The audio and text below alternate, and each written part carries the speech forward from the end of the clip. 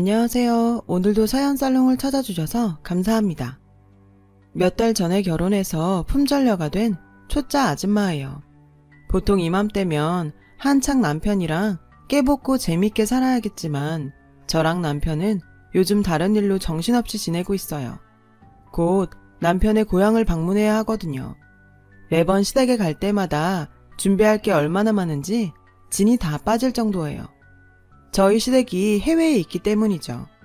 저는 외국인과 국제 결혼을 했거든요. 남편은 아프리카 대륙에 있는 케냐 사람이에요. 영화 라이언 킹의 배경이 된 나라, 드넓은 세렝게티 초원이 있는 바로 그 나라죠. 요즘은 그래도 덜하지만 아직도 밖에 나가면 어르신들은 남편에게 다가와서 한국엔 돈 벌러 왔냐고 묻곤 해요. 아프리카에 대한 편견 섞인 발언들을 하기도 하고요. 흑인들도 피부톤이 다 다른데 제 남편은 정말 검은색에 가까운 검은톤이거든요. 누가 봐도 정말 아프리카 사람이죠. 그렇다 보니 바깥에 나가면 제 남편을 돌아보는 사람이 한두 명은 꼭 있어요. 몇몇 사람들은 인종차별적인 발언도 해요. 당사자도 아닌 제가 들어도 화가 나는 말이었지만 남편은 웃어넘기곤 했어요. 괜찮아. 그래도 나는 당신이랑 한국에 사는 게 행복하니까. 남편의 그런 모습을 보는 게 너무 안쓰러웠지만 그렇다고 제가 해줄 수 있는 게 아무것도 없었어요. 남편은 어릴 때부터 한국에 온 게 꿈이었대요. 그래서 학창시절에 공부도 열심히 했다더라고요. 그래야 장학금을 받고 한국에서 공부를 할 수 있었으니까요. 그리고 남편의 꿈은 저와 제 가족과도 연관이 있어요. 지금부터 그 얘기를 해보려고 해요.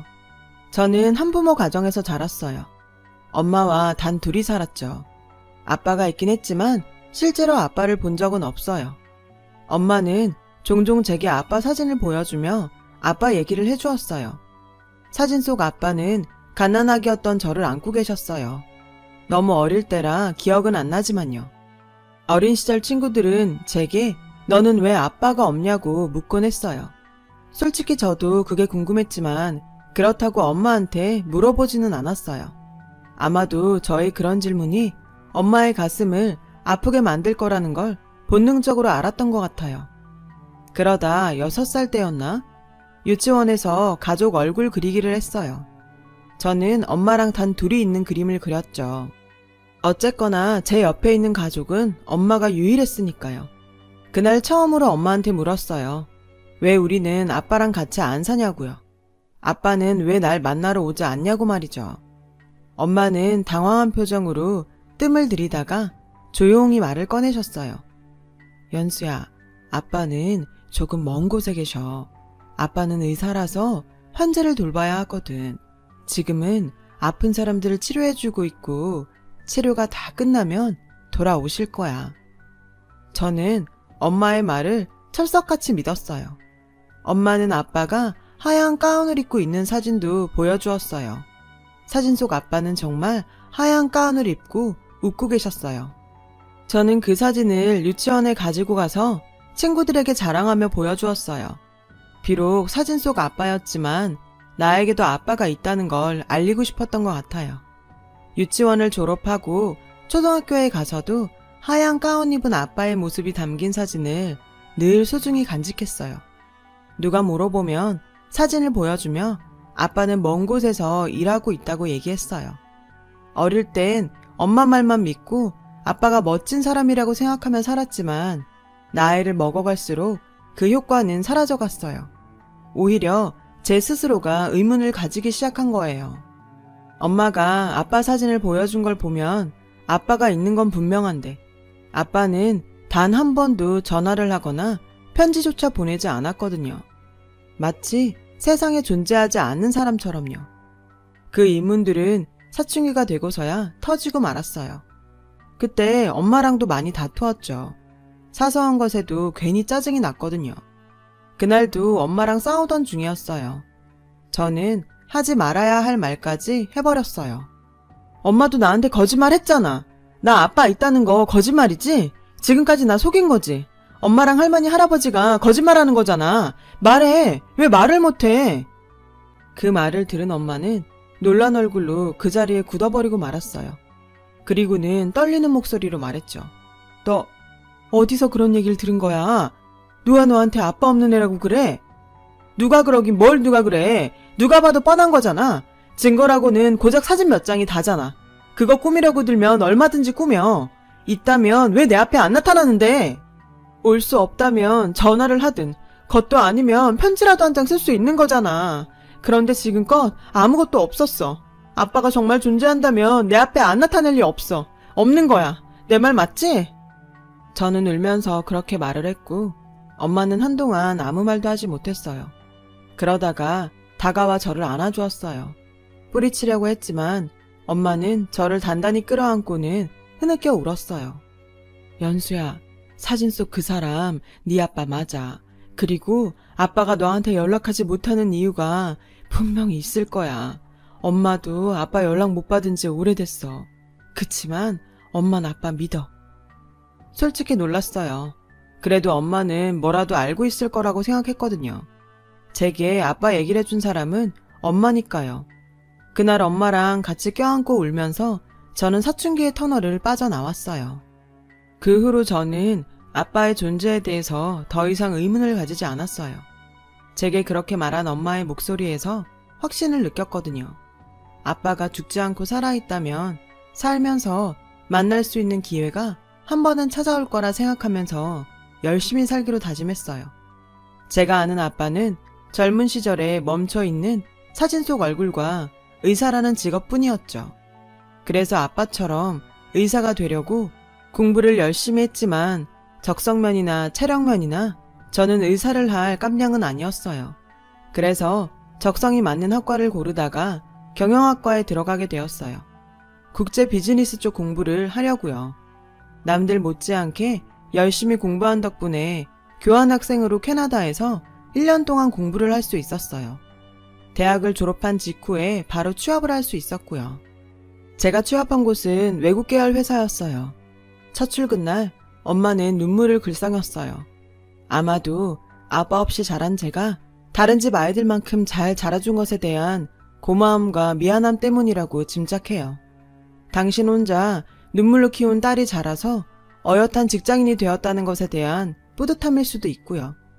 당시 저는 아빠를 만날 수 있다는 생각은 가슴에 묻어둔 상태였어요. 아마도 영영 못 만나게 될지도 모른다는 생각을 하고 있었던 것 같아요. 막연한 기대를 품고 있다가 좌절하게 되는 일을 겪게 될까봐 지레 겁을 먹었던 탓인지도 모르죠.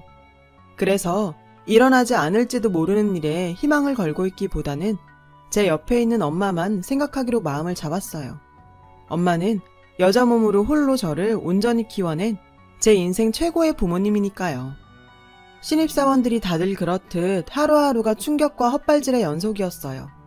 대학에서 배운 건 그저 활자일 뿐이었고 실전은 또 다른 강의의 시작 같았거든요. 그렇게 한 달을 버티며 보내자 드디어 급여 통장에 첫 월급이 들어왔어요. 저는 월급을 몽땅 찾아서 엄마한테 드렸어요. 처음에는 한사코 거절을 하던 엄마는 눈물을 글썽이며 받아주셨어요. 물론 이후에 차비며 통신비며 식대까지 엄마한테 고스란히 받게 되었지만요. 그렇게 저는 몇 년 동안 열심히 회사 생활을 했어요. 운 좋게 어느 정도 성과도 내서 꽤 굵직한 프로젝트에도 참여할 수 있었죠. 그렇게 회사 내에서 입지를 탄탄히 다져가던 어느 날이었어요.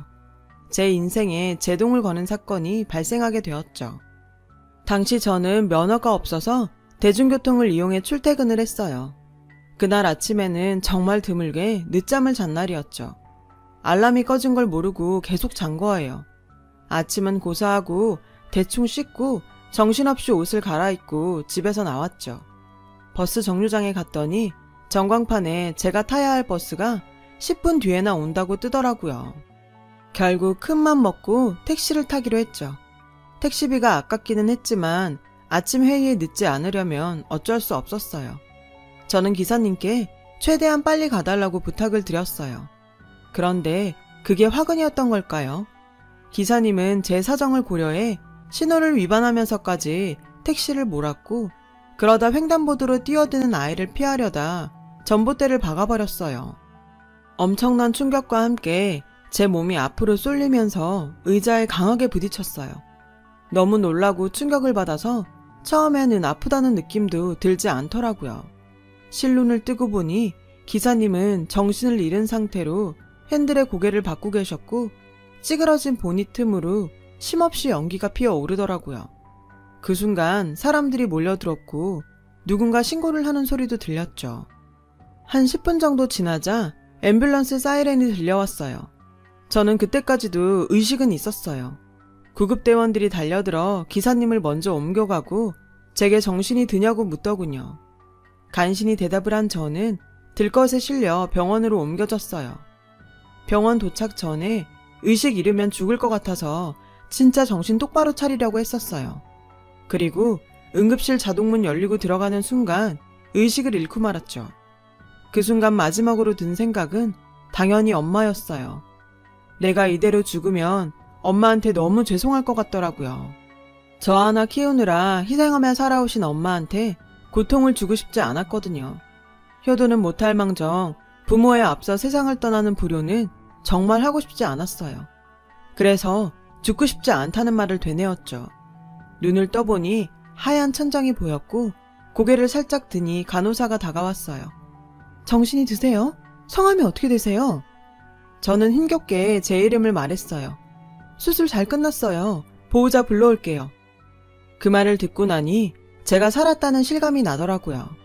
안도감에 취해 엄마를 기다리는데 제 머리 위로 누군가 불쑥 얼굴을 내밀더라고요. 하마터면 소리를 지를 뻔했어요. 제 머리 위 그 사람은 새까만 피부를 한 흑인이었거든요. 그 흑인은 새하얀 이빨이 드러나도록 환히 웃으며 말했어요. 괜찮아요. 수술은 잘 되었어요. 그리고 택시 기사님도 살아있으니 걱정 마세요. 아, 수제품은 전부 다 챙겨서 잘 보관하고 있으니까 일반 병실로 옮기면 찾아가세요. 너무나도 능숙한 한국어에 어안이 벙벙했어요. 물론 발음이 좀 어설프긴 했지만 대화를 나누는 데는 문제가 없는 수준이었죠. 그때 엄마 목소리가 들렸어요. 연수야. 울면서 달려온 엄마는 울어서 퉁퉁 부은 얼굴로 제 손을 덥석 잡고는 다행이라는 말을 연발하셨어요. 그리고는 다리에 힘이 풀리셨는지 휘청하시더라고요. 저는 애써 웃으며 걱정 말라고 말했어요. 수술도 잘 됐으니 금방 회복할 수 있을 거라고 말이죠. 제가 늦잠을 자는 바람에 기사님한테 과속을 부탁한 게 잘못이었다고요. 그제야 엄마는 온전히 엄마의 모습으로 돌아와 저를 나무라셨어요. 연수 너? 엄마 이렇게 걱정시킬 거야? 엄마가 너 때문에 마음을 놓을 수가 없어. 이래서는 너 시집도 못 보내겠다. 아휴, 죽다 살아났더니 얼굴 보자마자 벌써부터 시집 타령이야? 이제 취직했는데 결혼은 무슨. 혹시 우리 현숙 씨 머릿속엔 이미 손자 손녀까지 등장하고 있는 건 아니겠지? 그렇게 엄마랑 실없는 소리를 하며 웃고 떠들다 보니 내가 진짜 살았구나 하는 안도감이 몰려왔어요. 그런데 그 순간 엄마가 엄마야 하고 소리를 지르면서 몸을 웅크렸어요. 옆에 서 있던 흑인 의사 선생님을 보고 놀란 거였죠. 이내 민망했던지 엄마는 당황하며 I'm sorry를 연발하며 사과를 했어요. 흑인 의사 선생님이 기분 상했을까봐 걱정하셨던 거였죠. 그런데 그 순간 저와 엄마는 당황하고 말았어요. 바로 의사 선생님의 커다란 눈에서 눈물이 뚝뚝 떨어지고 있었거든요. 이게 울 정도의 일인가 싶기도 했지만 어쨌든 엄마의 실수가 분명했기에 저는 엄마를 손가락으로 찔렀어요. 어서 사과하라는 의미로요. 엄마는 연신 I'm sorry를 연발했죠. 결국 저까지 나서서 사과를 했고요. 선생님, 정말 죄송해요. 엄마가 저 때문에 놀란 상태에 갑자기 외국분까지 보셔서 당황했었나 봐요. 나쁜 의도로 그러신 건 아니에요. 그러자 의사 선생님은 그래서 온 게 아니라며 오히려 사과를 하더군요. 자기가 아는 사람 이름과 같아서 그 사람이 생각나 잠시 울컥했던 거라고요. 그러면서 저희 엄마를 보며 물었어요. 아주머니가 현숙이에요? 미세스 현숙? 엄마는 고개를 끄덕였어요. 제가 아는 미스터 민우의 아내도 현숙이에요. 그래서 눈물이 났어요. 그 순간 엄마는 눈이 동그랗게 커지더니 두 손으로 입을 틀어 막았어요. 그리고는 두 손을 파르르 떨었죠. 저는 이게 무슨 일인가 싶어서 엄마한테서 시선을 뗄 수가 없었어요. 엄마는 떨리는 목소리로 말했어요. 지금 민우라고 했어요? 당신이 어떻게 우리의 아빠 이름을 알아요? 어떻게 알아요? 그 사람 지금 어딨어요? 엄마의 물음에 그 선생님은 잠시 말을 잇지 못하고 멍한 표정이 되었어요. 미스터 민우는 날 살려준 사람이에요. 그리고는 지갑을 꺼내 사진 한 장을 내밀었어요. 사진을 받아든 엄마는 사진을 보자마자 눈물을 흘리며 그대로 주저앉았어요. 그 모습을 본 간호사가 달려와 엄마를 일으켜 세우며 여기서 이러시면 안 된다고 데리고 나갔어요. 의사 선생님도 엄마를 뒤따라 나갔고요. 덩그러니 혼자 남은 저는 도대체 뭐가 어떻게 돌아가는 상황인지 애를 태울 수밖에 없었고요.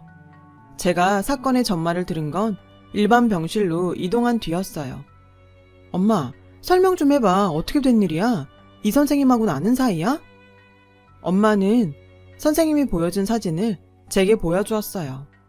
사진 속에는 젊은 남자가 커다란 나무 아래서 환하게 웃고 있었어요. 그 사진은 바로 제가 어릴 때부터 수없이 봐왔던 아빠의 사진이었어요. 20대에 머물러 있는 아빠의 모습이요. 연수야, 아빠는 아프리카에서 선교활동을 하던 의사였는데 엄마랑은 봉사활동을 하다가 만났어. 너를 임신하기 전까지는 엄마도 아빠랑 같이 아프리카에 있었어. 거기서는 아무래도 아이를 낳는 게 힘들 것 같아서 너를 임신한 채 엄마만 한국으로 돌아온 거야. 아빠는 내가 태어나고도 아프리카에 머물면서 의료봉사를 했어. 한동안 한국과 아프리카를 오고 가며 생활을 했는데 거리도 멀고 항공료도 비싸서 자주 오지는 못했어. 한국에 있을 때만큼은 한순간도 연수 널 손에서 놓은 적이 없을 정도였어. 아프리카로 돌아가는 날이면 아빠는 널 아는 채 한참을 내 얼굴만 바라봤어. 출국장으로 들어가는 순간까지도 말이야. 그러다 네가 4살이 되었을 때 아빠랑 같이 일하던 선교사님이 혼자 한국으로 돌아오셨어. 그리고 그러시더라. 아빠가 있던 지역에서 부족한 내전이 일어났는데 그 싸움에 휘말려 아빠가 사고로 사망했다고 말이야. 불에 타서 시신도 수습할 수도 없었대. 미안해 연수야. 엄마가 거짓말을 해서. 엄만 네게 아빠가 어딘가에 살아있다는 희망을 주고 싶었어. 엄마도 그렇게 생각하고 싶었고. 그래서 너한테 사실을 말할 수 없었어. 정말 미안해 연수야. 솔직히 크게 놀라지는 않았어요. 어느 순간부터 저는 아빠의 죽음을 감지하고 있었거든요. 차라리 지금이라도 엄마를 통해 사실을 전해들을 수 있어서 다행이다 싶었어요. 그런데 그때 놀라운 일이 일어났어요. 의사 선생님이 제게 다가와 고개를 숙이며 미안하다고 사과를 하더라고요. 눈물을 흘리면서요. 이건 또 무슨 상황인가 싶었죠. 나는 그때 7살이었어요. 창과 칼을 들고 사람들이 쫓아올 때 나는 숨어 있었어요. 미스터 민우 선생님이 나를 구해줬고 날 숨겨주고 자긴 곧 온다고 나가셨어요. 그런데 곧 폭발 소리가 들렸고 내가 나갔을 때는 이미 선생님은 사라졌어요. 나를 살리다가 민우 선생님이 죽었어요. 나 때문이에요. 미안해요. 선생님은 어깨를 떨며 오열을 했어요. 선생님의 말을 듣고 나니 왠지 모르게 가슴이 뜨거워지더라고요. 내 아빠는 그런 사람이었다는 게 너무 자랑스러웠어요. 내가 그렇게 멋진 사람의 딸이라는 게 자랑스럽더라고요. 그래서 선생님 손을 잡고 말해주었죠. 선생님 탓이 아니에요. 선생님은 선생님의 몫의 인생을 산 거고 우리 아빠는 아빠 몫의 인생을 산 거예요. 우리 아빠를 기억해줘서 고마워요. 그러자 선생님은 눈물 가득한 눈으로 저를 바라보더라고요. 그 순간 저는 어쩌면 이 남자는 아빠가 제게 보낸 편지가 아닐까 생각했어요. 자신을 애타게 기다리는 딸에게 안부를 전하는 심정으로 보낸 사람이라고요. 그제야 그동안 가슴을 누르고 있던 무언가가 빠져나가는 기분이 들었어요. 그리고는 그 어느 때보다도 마음이 편안해졌어요. 울먹이던 선생님은 눈물을 닦으며 말을 이어갔어요. 민우 선생님이 우리에게 준 사랑과 헌신은 말로 표현할 수 없어요. 그래서 저도 선생님처럼 되고 싶어서 의사가 됐어요. 제가 이렇게 한국까지 올 수 있었던 건 민우 선생님 덕분이에요. 선생님은 나와 내 동생들이 공부할 수 있도록 후원단체와 연결해 주었거든요. 그래서 선생님 가족을 만나고 싶었어요. 선생님은 안 계시지만 대신 고맙다고 인사하려고요. 그래서 이름을 외우고 있었어요. 연수, 현숙. 매일같이 외웠어요. 기적처럼 이렇게 만났잖아요. 믿을 수가 없어요. 이것도 민우 선생님이 도와주었다고 생각해요. 현숙, 연수, 고마워요. 아주 많이 고마워요. 낯선 의사 선생님 덕분에 엄마와 저는 늘 가슴에 담고 있던 아빠를 새삼 느낄 수 있었어요. 얼마 뒤 소식을 듣고 찾아온 할아버지, 할머니도 제게 사과를 하셨어요. 손녀딸에게 아들의 죽음을 알리는 게 너무 힘들었다고요. 그리고는 의사 선생님을 만나 아빠 얘기를 물으셨죠. 선생님은 세세한 일 하나까지 자세히 전하려고 애를 썼어요. 그 덕분에 할머니, 할아버지께서는 울기도 많이 우셨고 자신의 아들이 얼마나 훌륭한 일을 했는지 알 수 있었죠. 집으로 돌아가시는 두 분의 얼굴에는 환한 미소가 번졌고요. 그 후로 저는 그 의사 선생님께 치료를 받으면서 아빠에 대한 이야기를 많이 들을 수 있었어요. 선생님이 가지고 있던 아빠의 사진들도 볼 수 있었고요. 그리고 짐작하신 분들도 계시겠지만 그 의사 선생님은 지금의 제 남편이 되었어요. 저는 제 남편을 하늘에서 아빠가 저를 위해 보내주신 선물이라고 생각해요. 그래서 더 보듬고 아끼며 평생 살아가려고 합니다. 오랜 시간이 흘러 아빠를 만나서 고맙다고 사랑한다고 말하고 싶습니다. 제 사연을 들어주셔서 감사합니다. 여러분의 주변에 기적과 같은 좋은 일들이 함께 했으면 좋겠어요. 여러분, 사연 댓글에 응원과 현명한 조언 부탁드려요. 좋아요와 구독은 저에게 큰 힘이 됩니다. 오늘도 좋은 일 가득하세요.